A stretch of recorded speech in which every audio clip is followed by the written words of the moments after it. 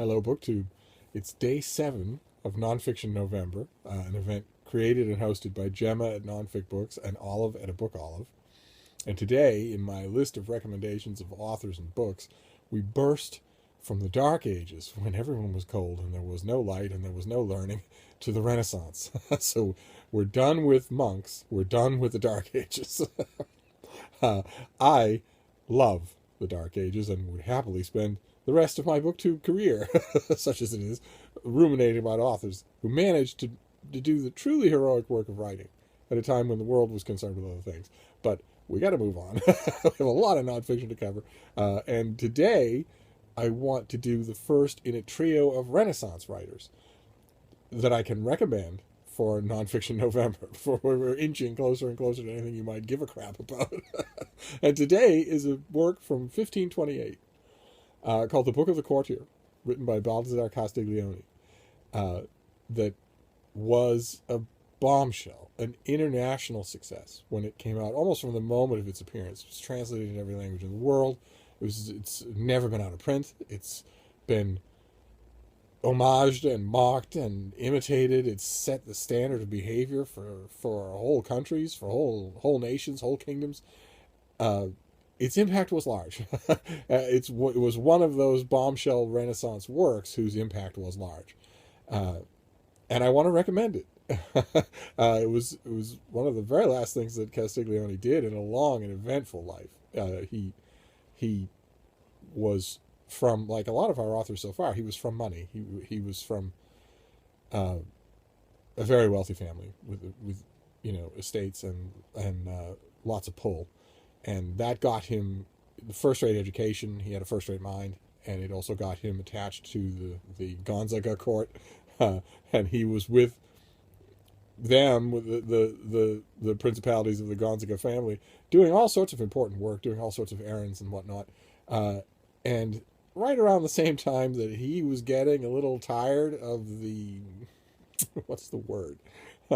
The gaucheness of the Gonzaga court, the two-finger blowing your nose on the floor nature of the Gonzaga court, right around the time that he was getting tired of that, he became attached to a much better location. He became attached to the court of a young man named Guidobaldo de Montefeltro, who was the Duke of Urbino, and who was a tall drink of water with a first-rate brain of his own, and who had worked for years to assemble a great court of thinkers and poets and singers and philosophers, and who did a lot of groundwork for trying to emphasize that is what makes a good court, that a good court will adorn itself with intellectual leading lights rather than just power brokers or knights who can tilt in the yard.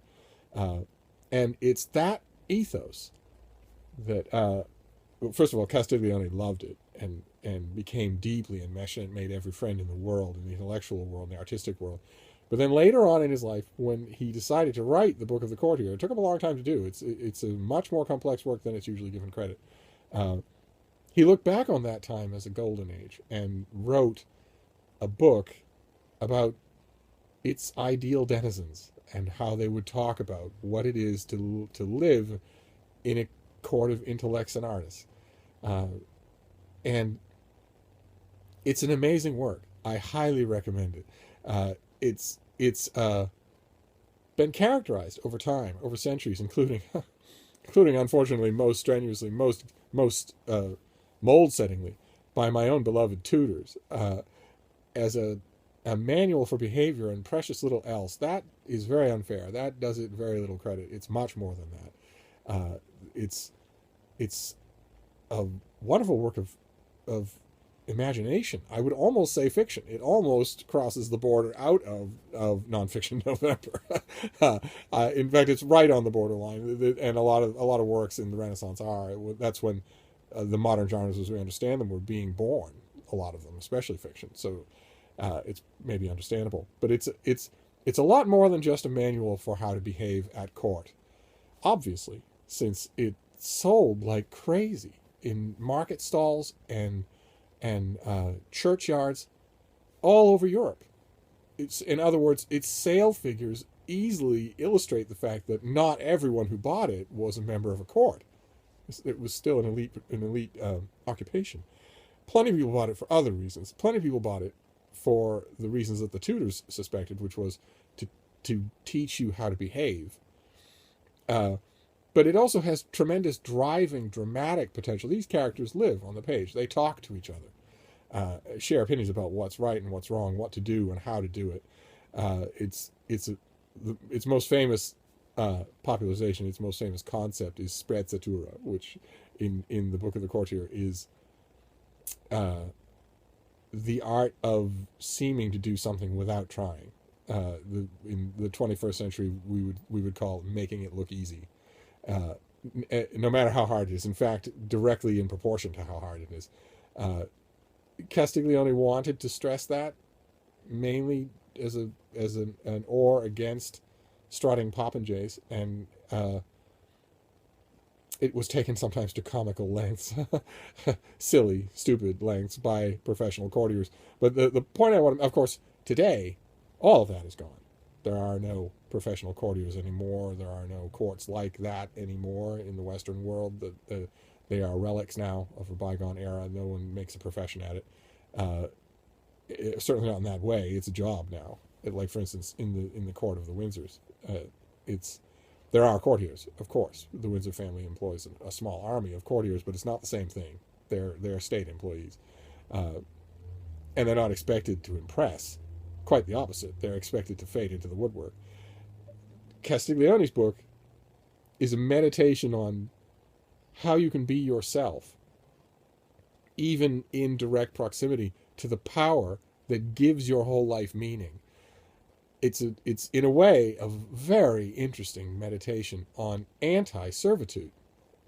I'm firmly convinced it was a large part of it was based on oratorical exercises by the ancient Roman windbag Cicero, and yet its underlying philosophy, its underlying ethos would have horrified Cicero, because its underlying ethos actually looks forward several centuries. Its underlying ethos suggests, never quite comes out and makes a didactic point out of it, but suggests that I, the courtier, am a valid person, as valid as my prince, and hence I should study myself.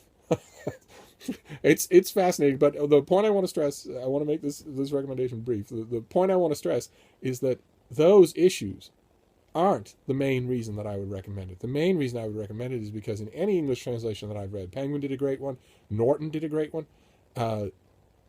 it's great reading on its own. It will pull you right in.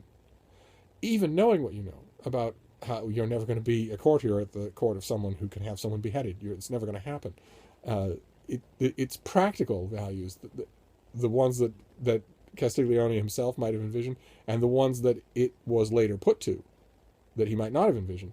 All of that is irrelevant now. And yet the book is every bit as good as it was when it was written. So that's my nonfiction recommendation for today. It's the Book of the Courtier. And I'll see you tomorrow. Thank you, BookTube.